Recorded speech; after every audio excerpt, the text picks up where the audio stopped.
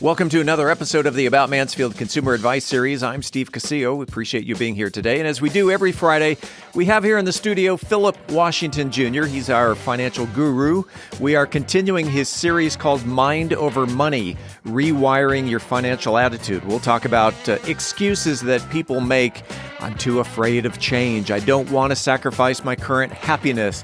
I'm too overwhelmed by the complexity of investing. Stay tuned. Here we go.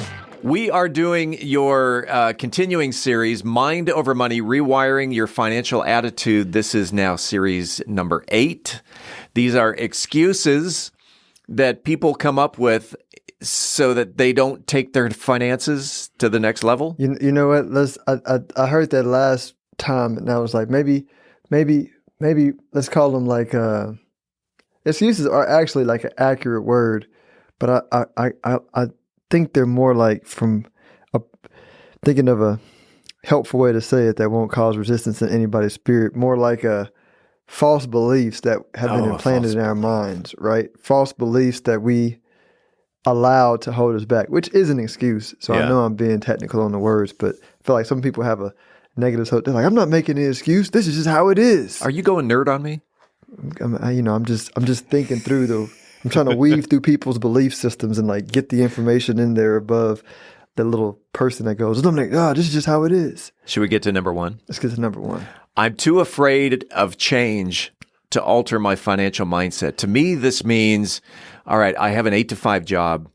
I donate X amount of dollars or X percentage to my 401k, and that's it. I'm afraid to go any further than that. Yeah, they're like, the box is comfortable. I got my box.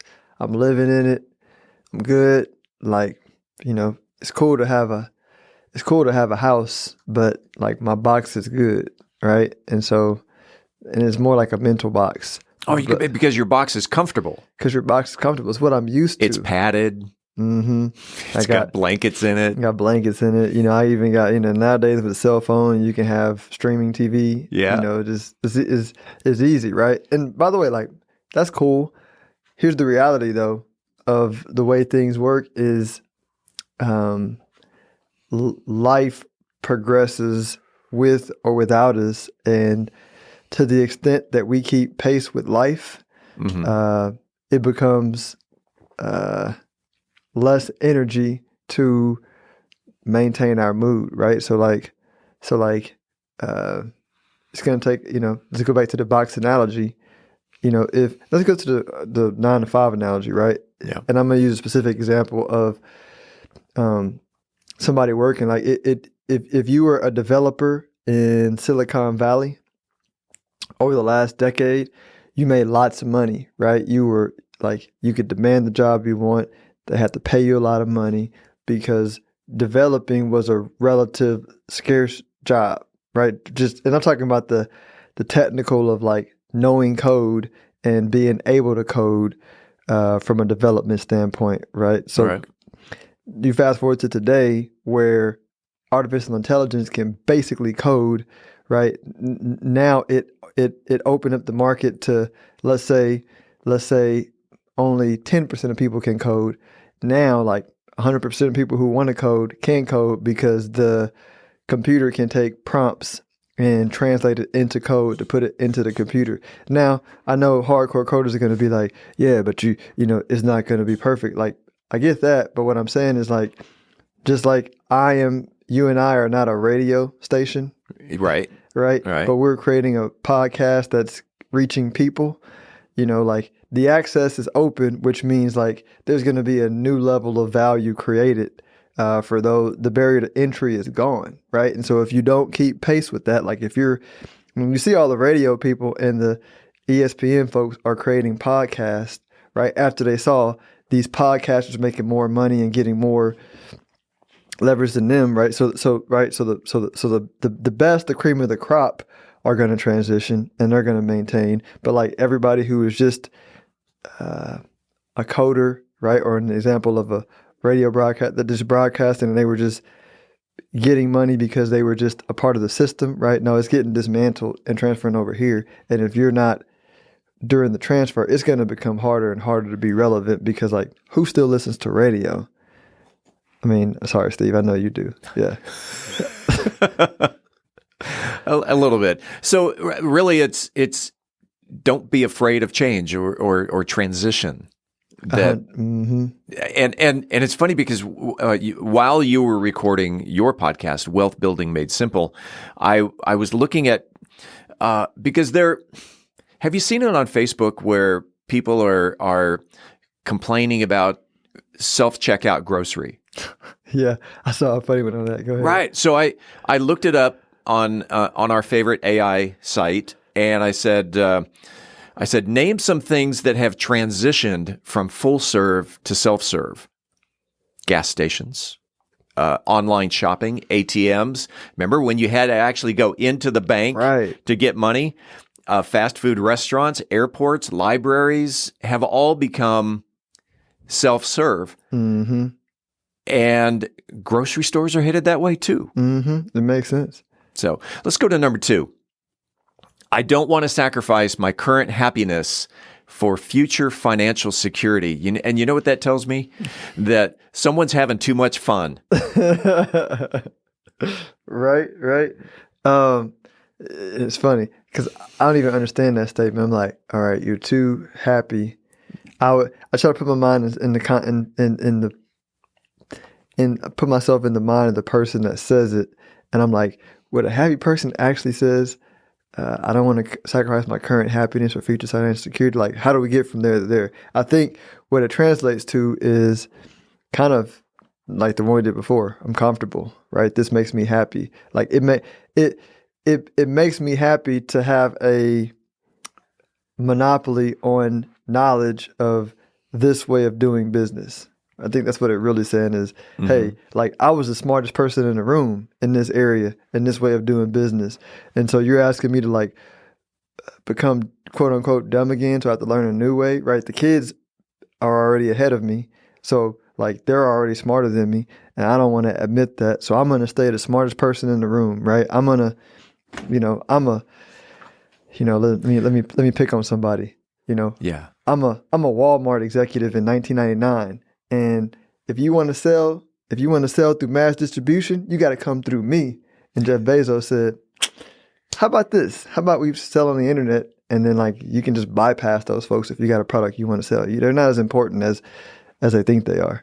Well, that mindset to me, I don't want to sacrifice my current happiness for future financial security, reminds me personally of when I was in my young 20s and working in radio, making a little bit of money, and spending every dollar I had on my happiness. And even the talk show host that I worked with at that time says, don't forget to pay yourself and take 10% of that paycheck and put it away for your future. And of course, I was young and dumb and I didn't do that. Mm-hmm. Yeah, that actually is a good point. And, I'm really on the kick of appreciating spenders, right? Yeah. Because the world tends to demonize spending carelessly. But if you understand that there's an infinite amount of money that you can make, you know what I mean? Like you can, like if you are on the edge of where the world is going and you're in love with the process that you're working in to make money, like it becomes really difficult if you're in that space to like outspend the money you make because like you're like in the zone, right? You're like Steph Curry in the fourth quarter of a game that matters. Like you're Focused. not missing. Yeah. And so like I actually look back and I appreciate the irresponsible spending times because those irresponsible spending times like, were times that like through the problems of like maybe having a shortage of money after overspending, it created like the new money I needed, right? So meaning like it was the necessary like adjustment that I needed in my focus to get me back focused on like making money. So I'm saying to say, yeah, man, young people spending money carelessly is just part of the process. And I even think like this may sound weird. I am working consciously right now. Like what I'm working on right now is spending more money, quote unquote, carelessly, like with joy, without thinking about it, because that's the energy that you spend that like brings more money, right? And I know it sounds weird. I'm saying you got to balance it with staying on budget, but I just mean there's balance, right? There's sometimes we focus on too much on like the practical budget and not enough on just saying, nah, like I'm gonna spend it. I did an impulse buy yesterday, and I can't wait till June to cash in on it. So anyway, we got time for just I get one more, and to make this a 10-minute nugget. Real short answer. I'm too overwhelmed by the complexity of investing, which to me, I think you had mentioned last week or a couple of weeks ago, what are there's something like 10,000 stocks out there. And, where do I invest? It's like being a very attractive and intelligent man like you, Steve. When you hit the market, you were like, I got the pick of any woman on the planet.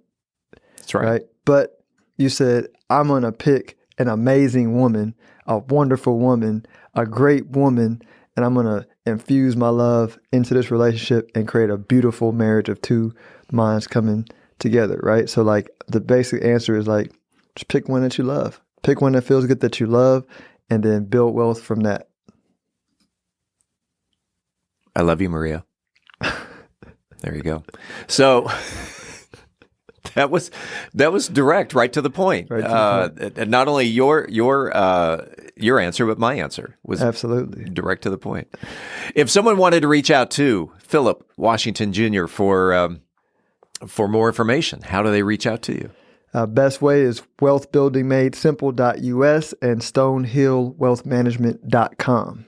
And be sure to listen to his podcast on any platform, podcast platform, Wealth Building Made Simple. Awesome. Right? Yeah, thanks for throwing that in there. We do this every Friday. Phillip, have a great weekend, and let's do it again next week. You too. Thanks, Steve. We appreciate you listening to the About Mansfield Consumer Advice Series. By the way, if you own a business and you are interested in being a part of the Consumer Advice Series, if you have the knowledge to give information in 10-minute increments to the consumers, shoot me an email to info@aboutmansfield.com. Again, that is info@aboutmansfield.com. We'll tell you how we can get you all set up. Appreciate it. We do it again next week right here on the podcast.